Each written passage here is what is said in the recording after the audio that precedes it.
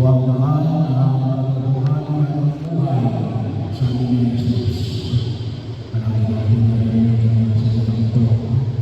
Pero maaari na kung saan ay magiging natin sapagkat isa o sa malilitan ng mga tinatanong natin natin ay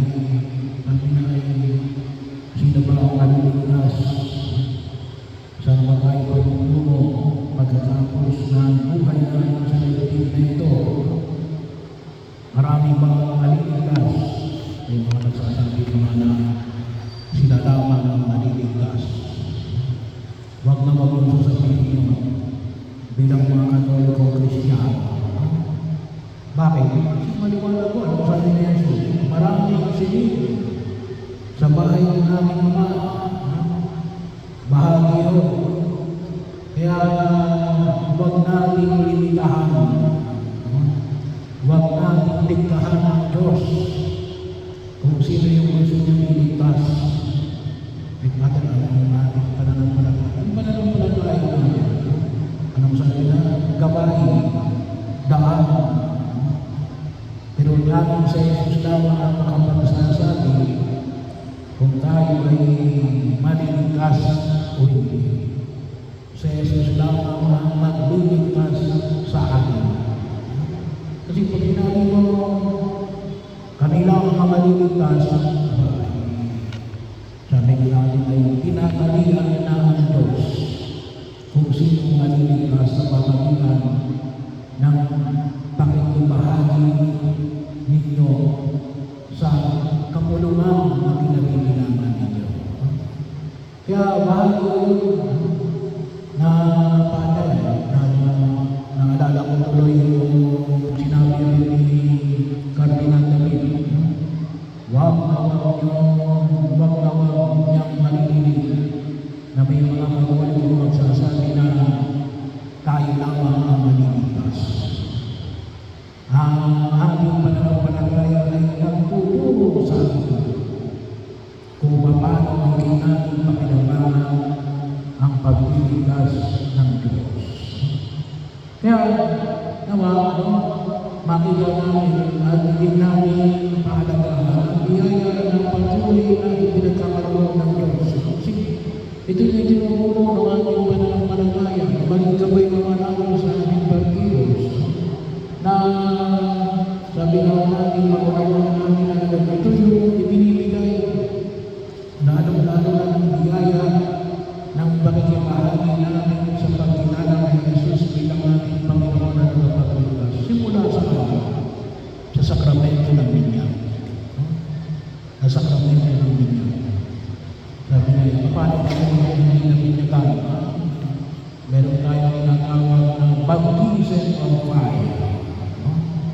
Bahagi yun. Pero tayo mga mananampalataya ng Kristiyano Katoliko, isa ko sa maliwanag natin sa pamagitan ng mga sakramento. Kaya,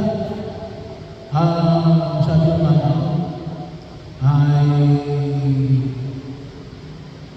isang kagalakan ang makita natin na yung isang mananampalataya ay hindi na pinapakinabangan ang mga sakramento. Sakramento ng binyag, sakramento ng umpil, sakramento ng banal na komunyon, sa banal na pagdiriro ng misa, magsimba tayo araw-araw, linggo-linggo. Kung makasisimba ka tayo araw-araw, mahigit. Pero yung requirement ng sa atin ay magsimba every Sunday. Bakit napakahalaga kayo yung pagsimba natin every Sunday? Na naman, paano natin maunawaan yung pagliligtas ng Diyos kung hindi natin naiintindihan? Mag-expect ka ba na yung ibang sekta magsasabi sa iyo na ganito dapat sumunod sa kalooban ng Diyos? O mag-expect ka kaya sa isang politiko na ito yung pamamaraan para makapasok ka sa kaharian ng langit? Hindi, no? Sa pamagitan ng pagdiriro natin ang sabi natin, kaya makita natin yung pagkaya. Kasi kung isa nabibigatan tayo ang magpapalaman ninyo. Kasi parang sa tingin natin ay publikasyon para dagdag pahirap. Kasi yung pagpapatunay yun, kasi sabihin nila, gusto natin pumunta sa langit. Sino ba wala sa langit? Ay di si Jesus. Kaya habang tayo nandito sa lupa, nawang makita natin ang hindi namin pagkakalaman ang biyaya ng pagliligid ng Diyos na yan na nakakatagpo natin kay Jesus. At yun ang isang biyaya ko, nais ng Diyos namin makapiling tayo sa pagdiriwang na ito. Kaya nga, paanyaya rin natin yung sakramento ng umpisa. Kapag may kasalanan malaki, hindi tayo pwede magkumunyo. So, kaya nandiyan yung sakramento ng umpisa. At sa mga mag-asawa, magpakasal sa simbahan. Well, pwede rin kayo magpakasal sa West, pero hindi sa lahat magpakasal kayo sa simbahan. Alam nyo, pagkatapos ng pandemya, sabi ko nga, pwede kayong ikasal, kasi akala nyo iba kapag kinasal ka na kasimbahan magastos. Hindi yung pwede mo magastos din. Gawa ng damit, gawa ng handa, gawa ng mga prenuptial, shooting. Yun na naman malaki.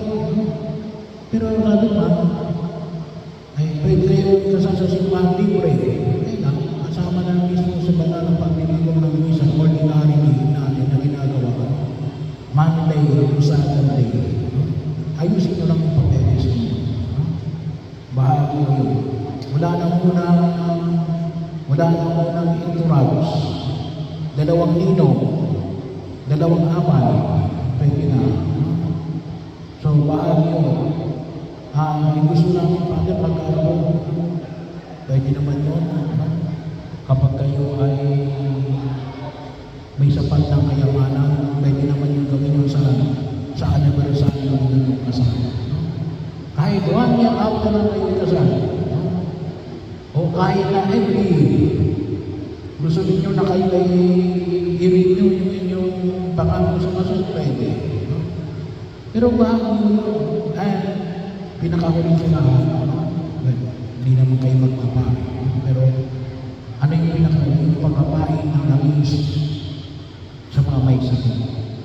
Mahalaga ang makita natin ito na hindi yung lamang para doon sa may sakit o sa mga nagmamahal sa mga may karamdaman. Huwag kayo